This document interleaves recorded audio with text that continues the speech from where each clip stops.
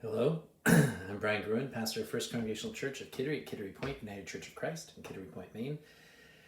And I'm offering what I can, offering reflections on ways of coping with anxiety and stress in this time of a pandemic. Offering what I can. And today's a big one. I come to you from my kitchen, which is where we enter into complexity. The complex environment. We talked a lot about simplicity and how good that feels because it gives us the ability to act. We talked yesterday about complicated environments because that's where we can think through problems and logically solve them. And today, just in an empty kitchen, we're wrestling with complexity. This is a big one. Because in a complex environment, there's so many variables that we start to be overwhelmed. Our brains aren't, we're not built to think through that many variables, that many possibilities. In fact, in our little complex diagram here, as you can see, not only can we not think through all of them, we're not even always aware of them. I mean, pick any point in this system and you can be aware, let's say that you're A right there, where we go. Let's say that your little letter A there. You might be aware of these individual variables that you're connected directly to, but there's no way that you can know anything about all these other tangential things. It's when we start to enter into a complex environment, or at least being real about a complex environment, because the truth is we are human beings in the world. It's always been a complex place. We just sometimes get to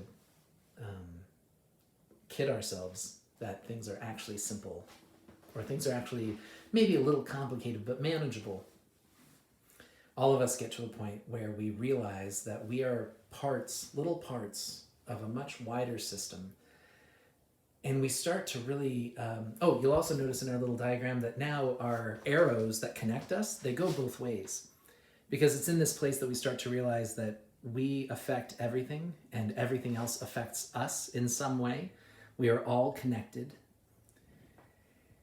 And the reason why I say this is such a big one is because this space is where we can't act. We don't know what the actions are that are going to be right or good or safe. We can't think because it's too much for us to think through. And in this space, we start to feel. We start to feel our feelings. And I don't know if you have had this experience, but my experience with Americans in the early 21st century is that we are not well trained in feeling our feelings. It's not something we like to do, especially in the middle of this chaos. It's Thursday, April 2nd. The jobs report came out today. In the span of 2 weeks, 10 million Americans have filed for unemployment. And we know that those numbers are actually much bigger than that. We are overrun with reports of illness and death, and we know it's just getting started. The world as we know it is changing rapidly every day. And as much as we worry about ourselves and our family and our loved ones, we also feel that ache. We feel the ache of others who are already suffering so immensely from this pandemic. And we can't help but have a lot of anxiety on the rise about what our own futures, both individually and as a country and as a world. It's all intertwined. We can't deny that anymore. And we need to be honest that the more we feel the weight of that, the more we feel the sadness, the tragedy of that, the more our anxiety tends to rise. I told a story one time about anxiety, about how it functions. So I was out on the porch one time right after our son was born, and I was enjoying a nice cold beer. It was just a nice way of ending the day. And everything was calm and quiet. My wife and newborn son were upstairs, finally getting some sleep. And my dog was sitting next to me on the bench. And suddenly she jumped up and starts barking at something along the fence. And I'm like, Sadie, what are you barking at? Come on, shh, you gotta keep quiet. And I get up out of my chair to go see what she's barking at, and I see a little skunk, a big skunk actually. And I'm like, Sadie, no. And as I'm saying no, I hear just a quiet psh as the skunk's tail goes straight up. Sadie's barking caused the skunk to be anxious, and that anxiety caused the skunk to spray. And so Sadie's barking at the skunk, and I'm yelling at Sadie, Sadie, get away from there, come on. And suddenly my cell phone rings, and it's my wife saying, why are you yelling? You're waking up the baby. And so I can hear the baby crying, and my wife is yelling at me. I'm yelling at the dog. The dog is barking, barking, barking. The skunk has sprayed everything, and now is just slinking away into the night. That's such a helpful illustration for me to understand what anxiety is. Anxiety is a defense mechanism. It's something that we see it in nature. If you see a family of deer walking around, if one deer has a sense that you're there, their little tail will go shoot right up. And then all the other deer, their tails will shoot right up, having no idea what's actually going on. It's because they're sharing in that anxiety, and that anxiety is helping propel them as a family unit to get out of there, to seek out safety. Anxiety serves a real function in our lives. It helps keep us safe. It alerts us when there's danger. I think one of the struggles that we have as a people is that we equate our feelings with danger. Not all of us, and not all the time, but a lot of us, and a lot of the time. We become very uncomfortable having to sit with our emotions, especially when they are so big, when there's a lot of big sadness, a lot of big loss, big grief, big fear. We're not good at sitting with those. In fact, we're so ill-equipped and so ill-trained at sitting with our emotions that we will sometimes try to just leave. We'll try to run away from complexity entirely. We'll try to get back to simpler times. Maybe things aren't as complex as they seem. Maybe we can think our way through solutions. And as we try to simplify our thinking, dealing with this big complex issue, we tend to look for simple answers, simple solutions to a complex problem. And when we do that, we're often creating scapegoats. That's the traditional language. We're often creating scapegoats, enemies, others, people who can be blamed for causing our suffering and causing this complex thing. And so our thinking in that space, it tends to help us escape our feelings entirely, and we just get to have anger or rage or whatever it is we feel the need to have as we accuse others and blame them for everything that's going wrong in our lives. Or we try to even run past our thinking and just get right back to simple practices. We just want to run all the way back to when things were just so simple and so easy. And so then we have our simple action that we can do. A leads to B leads to C, and it feels so good. But the problem is it's ignoring all these other variables. And so by taking a simple action, just going about your business, doing what you've always done in the middle of a complex environment, it actually leads to a lot more harm and a lot more injustice and a lot more pain and suffering for many, many people, including ourselves, because we're failing to deal with the vast complexity, with the whole picture. The only way to get through a complex environment, the only way to figure out where to go next, is to be able to sit with our feelings, to feel them, to let our feelings start teaching us a way forward. And it does take time, and it does take patience. It requires the ability to get comfortable being uncomfortable.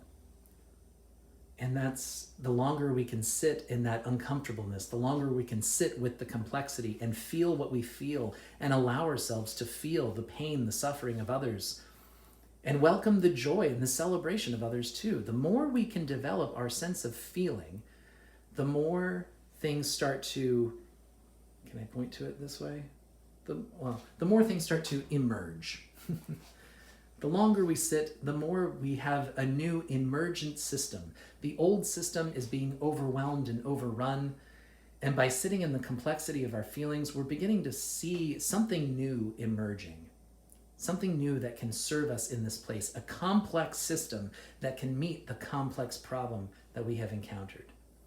And we start to find emergent practices. We're not going to go back to the way things were. We're not going to try to pretend that we can think our way through or act simply.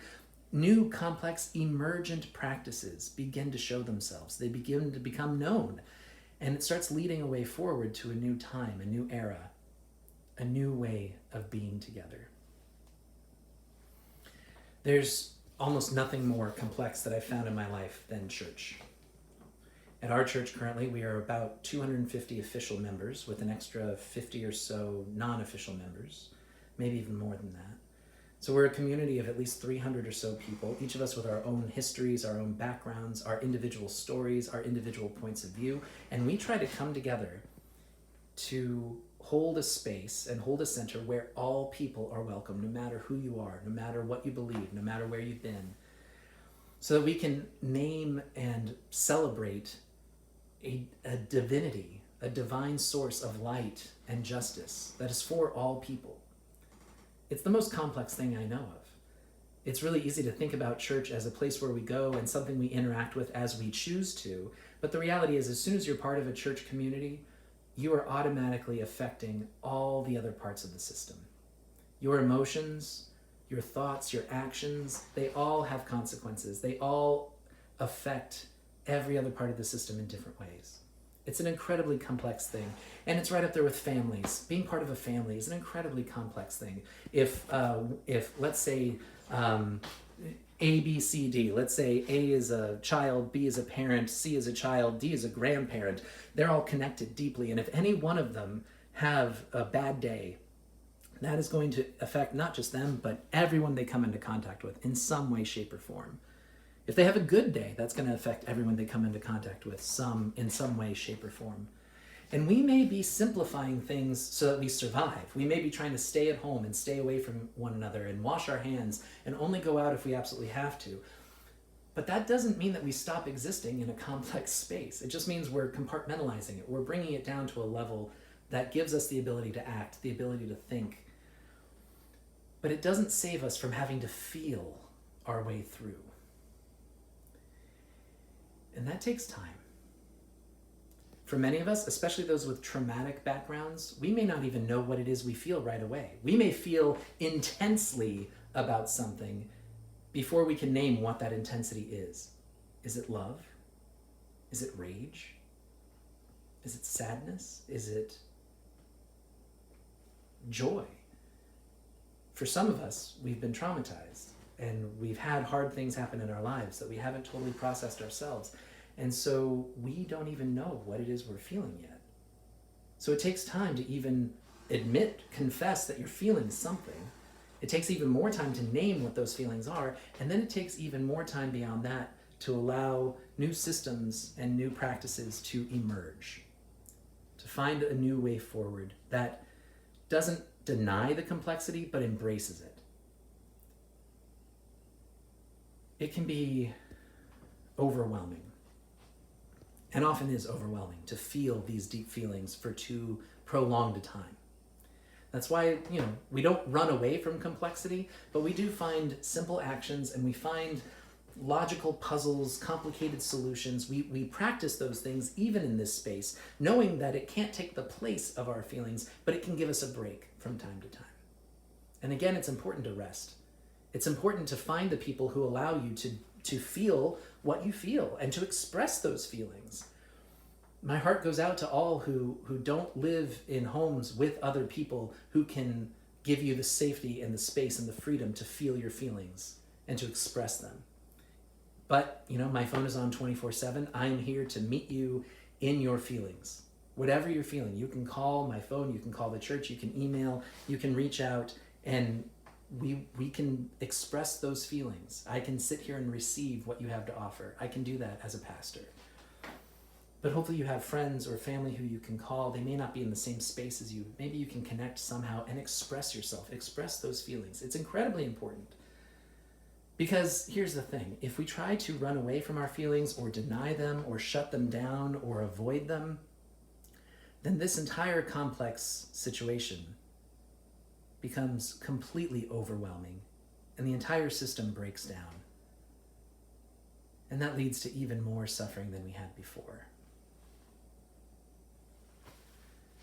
So the next chapter of our story, Jesus has denied the devil twice. And now the devil leads Jesus up to a mountain and shows Jesus all the powers and principalities of the world, all the kingdoms, all the worldly powers, and says to Jesus, if you bow down to me and worship me, I can hand over all the power of the world to you. because it's been given to me and it is mine to give to whoever worships me.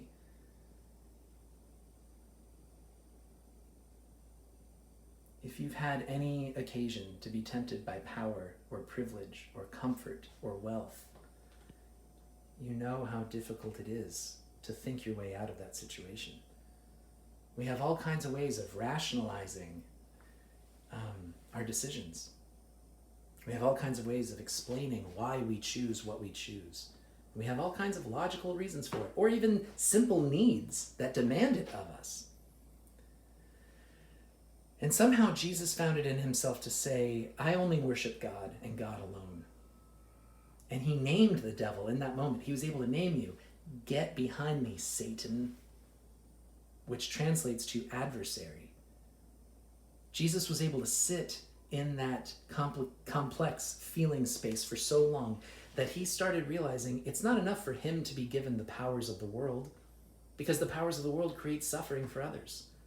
He saw firsthand how the Roman Empire trampled over anyone who couldn't serve it. Anyone who couldn't bring an extra dollar to Caesar's pocket just got trampled all over, was treated as inhuman, was denied the ability to live or prosper simply because they weren't seen as important. And Jesus, I'm sure, had to sit in that space long enough to feel that sense of empathy and compassion for others who were trampled under those systems before he could finally get it in his own being to say, no, I worship God. God who does not depend upon human systems or human powers. God whose salvation and saving grace cuts through all the entire earth all the time. And if anything, there are worldly powers that get in the way of God's grace and God's saving abilities. And we can't forget that from that time on, Jesus, he starts a journey.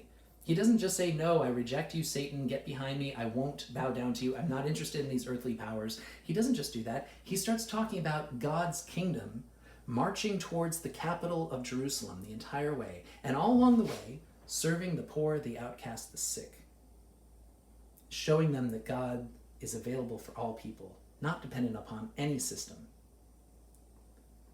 It's a discovery he could only make because he was willing to sit and feel for them, to feel with them, creating a sense of solidarity.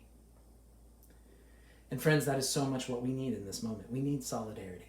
We need the ability to name our feelings, to express them, and to be able to sit with them, to feel with others. That's literally what compassion is, to suffer with, to have empathy, to feel with, to celebrate the power that God gives us to be with one another. Not power over and against one another, but power with one another. That's what it means for Jesus to hold the name Emmanuel, God with us. Jesus reveals to us exactly how God can hold us all together, even when our human-made, fallible, frail systems start to fail us. And it is overwhelming. That's why it's so important to begin by loving yourself. Have compassion for yourself. However you're struggling in these days, go with it. If it means you can't deliver on the things that you used to be able to deliver on, that's okay. Your safety is first and foremost. Your sanity is next.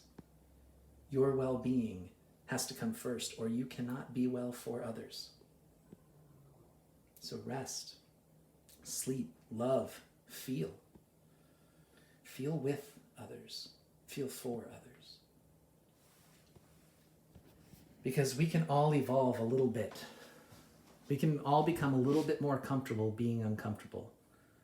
We can all get a little bit more used to complexity and the feelings that it evokes. But sooner or later, our own human limitations do get overwhelmed, and we can't stay in that space forever. And when complex systems get overrun and overwhelmed and overused, chaos is soon to follow. But as we'll talk about tomorrow in our next part of the story, chaos isn't always only completely bad, but it is overwhelming. So friends, I beg you, be kind to yourselves. Love yourself as God loves you, so that you can do a better job of loving your neighbor as yourself in the days ahead. Peace and grace, and know that we're here. Our whole church family is here for anything you need. See you tomorrow.